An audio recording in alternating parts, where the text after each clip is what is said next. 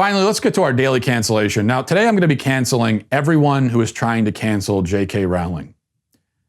This is a rare defensive reverse cancellation, a DRC, as they call it in the business. Now, before I execute this DRC, let me just say that yes, J.K. Rowling is a leftist.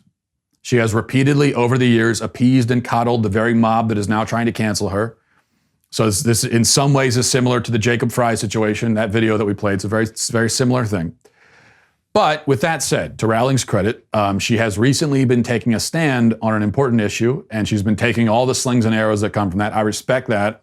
And anyway, I will always defend anyone who stands for common sense and sanity, whether it's J.K. Rowling or anybody else. Even if you've been on the side of insanity and lunacy and irrationality for years, if you finally come over even slightly to the side of common sense and sanity, I'll be right there with you. Because we need all the help we can get as far as I'm concerned. So that brings us to what J.K. Rowling said over the weekend. First, I think this is what started it. She reacted to a headline that included the phrase people who menstruate. And she said, people who menstruate, I'm sure there used to be a word for those people. Someone help me out. Wombin, Womund. Those all sound like names from Harry Potter. And that tweet got 30,000 responses, many of them extremely angry. Because she's obviously in this tweet, she's insinuating that women menstruate and men do not. And that is very offensive stuff. So Rowling then followed that with a series of tweets. And I won't read all of them, but she says, if sex isn't real, there's no same-sex attraction. If sex isn't real, the lived reality of women globally is erased. I know and love trans people, but erasing the concept of sex removes the ability of many to meaningfully discuss their lives. It isn't hate to speak the truth. And this, of course, set off a firestorm of criticism, much of it vicious and vulgar, as you might expect. Meanwhile, what she said is inarguably true. I mean, the only part I didn't like is where she says lived reality.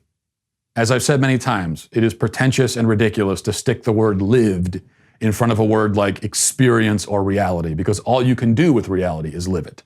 If it is lived, then it is reality. If you're living it, it's reality.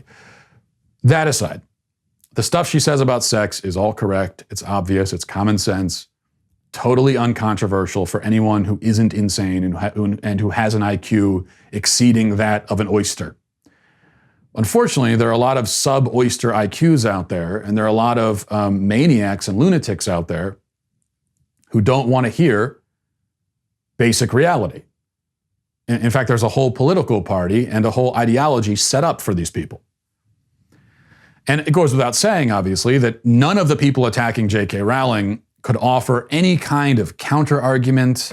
They couldn't offer any actual reason why she's wrong about what she's saying. They couldn't do that. Instead, they kick and scream and demand that everyone abandon reality for their sake. And many people are very happy to comply.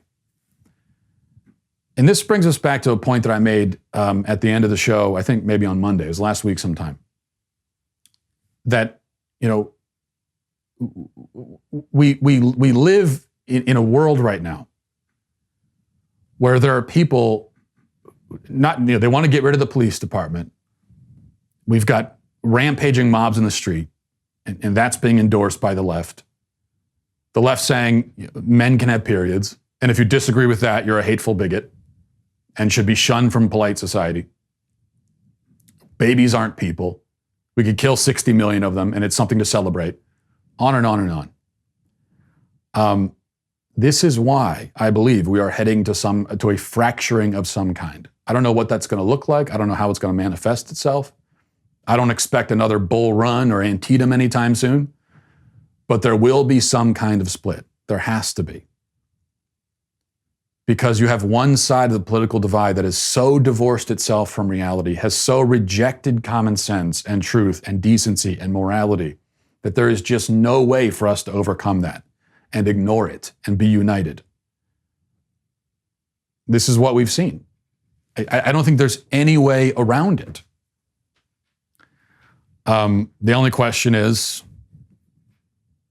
what does it look like? But the people who want to live in a world with no law enforcement, where vigilante mobs and rule the streets, where we pretend that men can have periods, where we kill babies for the crime of being conceived, if you want to live in a country like that, then go have your country. I don't want to share it with you.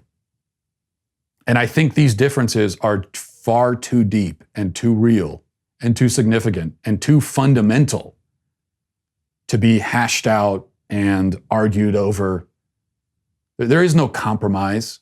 There's no compromise between men can have periods and they can't. There's no compromise between biological reality and fantasy. There's no compromise between let's have no law enforcement and let's let violent mobs burn down police precincts and the other side of it. There's no like in between. There just isn't. There's no compromise between babies aren't people, let's kill them, and babies are people, let's protect and love them. There's no in between. And that's the reality that we're currently facing. As I said, where does it go from here? I don't know. But it's not going to a place of unity and harmony. That's just not going to happen, I'm afraid to say. Thank you for tuning in to The Daily Wire, one of the fastest growing conservative outlets in the entire country. If you enjoyed this video, be sure to give it a like and then subscribe to our YouTube channel so you don't miss out on any of our content.